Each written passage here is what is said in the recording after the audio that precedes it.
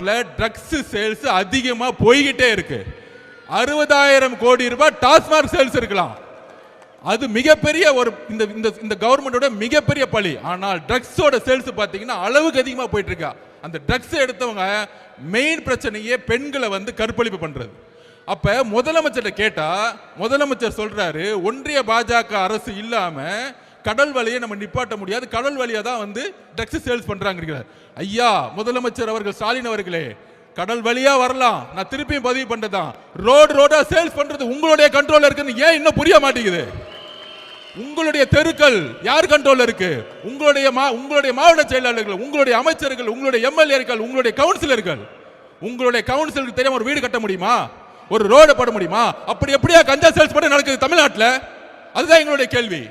உங்களுக்கு தெரியாம கஞ்சா சேல்ஸ் நடக்குன்னு சொன்னா தவறு. திமுகவுடைய அமைச்சர்கள், திமுகவுடைய எம்எல்ஏக்கள், திமுகவுடைய கவுன்சிலர்கள் யாருக்கும் தெரியாம தமிழ்நாட்டில் கஞ்சா சேல்ஸ் நடக்கிறது இல்ல. இதுதான் உண்மை. ஒரு இன்ஸ்பெக்டருக்கு தெரியாம கஞ்சா சேல்ஸ் பண்ண முடியாது. ஒரு எஸ்ஐக்கு தெரியாம கஞ்சா சேல்ஸ் பண்ண முடியாது. ஒரு கான்ஸ்டபிள் தெரியாம ஒரு கஞ்சா சேல்ஸ் பண்ண முடியாது. அப்ப இதுக்கெல்லாம் யாரு பொறுப்பு? முதலமைச்சரா இருக்கக்கூடிய ஸ்டாலின் சார், நீங்கள் தான் பொறுப்பு. பெண்களுடைய பாதுகாப்புக்கு நீங்கள் தான் பொறுப்பு. ஒரே வாரத்தில் 5 ரேப் ஆகுது உங்க கண்ணு முன்னாடி. ஆனா திமுக காரன் ஒருத்தன் அதை பத்தி பேசல. அக்கா கனிமொழி அக்கா பேசல, திமுக அமைச்சர்கள் பேசல, திமுக கவுன்சிலர்கள் பேசல. திசை திருப்புறது. ஏன் திசை திருப்பணும்? யாரு பேசுறா? எங்க அண்ணன் இங்க தலைவர் மட்டும்தான் இங்க பேசிட்டு இருக்காரு.